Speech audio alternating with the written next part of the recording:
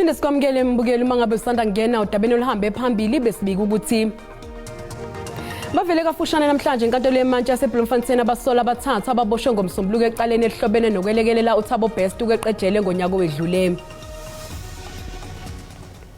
Bukela sikhumbuza ukuthi lezi ndaba sikhona na ku YouTube ngena kuyona uzicinge ngamagama athi SABC Izindaba.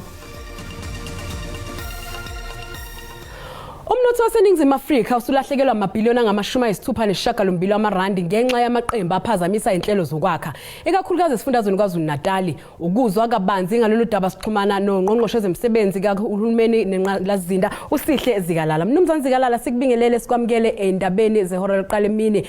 Ngemva kokuvakashela isifundazwe kwaZulu-Natal lapho kudlange khona lamaqembu, ingabe kukhona inikhuzeni okutholile okungaba umsuka wayo yonke lento?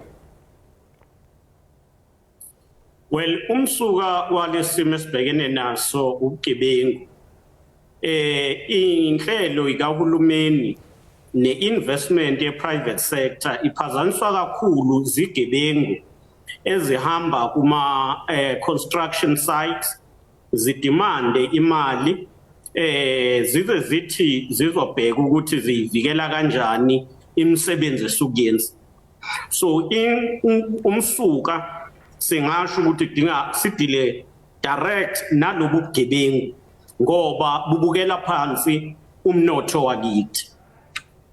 Kuzeni ngabe inkontileka seziphazamisekile kuze kube manje zingaki njengoba ngabe nibheka umonakalo uswenzekile? Ziningi kakhulu inkontileka seziphazamisekile. Ama cases vuliwe kumanje athi akacele ku600 and abantu abangaphezulu ka200 sebeboshiwe ngamaphoyisa. Siyakubonga lokho, umsebenzi omuhle from isayidi lamaphoyisa. Kodwa angicizelele ukuthi lokho kune impact enkulu emnothweni ngoba uma kungukuthi ama sites ayaphazamiseka, lokho kuletha ukuthi kudelay program. Uma ke project delay kusho ukunyuka kwentengo ekhokhelwayo impahla, kusho futhi ukwesteka kwesikhathi for abantu abasuke besebenza. Abanye uthola ukuthi bayaya emsebenzini bahole bengasebenzile ngoba abakwazi ukuqhubeka besebenze ngokusatshiswa. Abanye uthola ukuthi baze bashiye bewashiya ama project ngoba sebesabela impilo zabo. Kuzeni ukubalulile ukuthi khona abantu asebeboshiwe ngalokho, ingabe bathweswe mapha amacala? Amacala abathweswe wona yilawa ekuthiwa i-extortion, ukuzama ukufuna imali kubantu ngendlela engekho emthethweni. Abanye baya investigatewa for ukusabisa nokuthreatening, ukusabisa nokuzama ukusebenzisa udlame bengene eindaweni ongafanele ukuthi ngabe bakwenze. Kubona bonke abasola baboshiwe ngabe empeleni bazovela nini enkantolo senikuzwile yini lokho?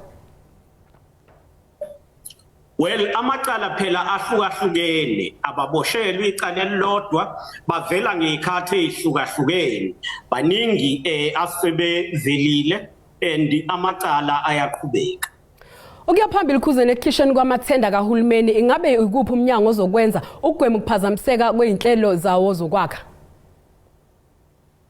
Sizoxoxisana nemphakathi eindaweni la sisuke sinama project khona, sichaze ukuthi ama project ahamba kanjani, uqashwa kuhamba kanjani, abafuna ukuthola amathuba okungena emabhizinisini like ukusubcontractor bavuleleke banikwe lawo mathuba kodwa kulandelwa umthetho.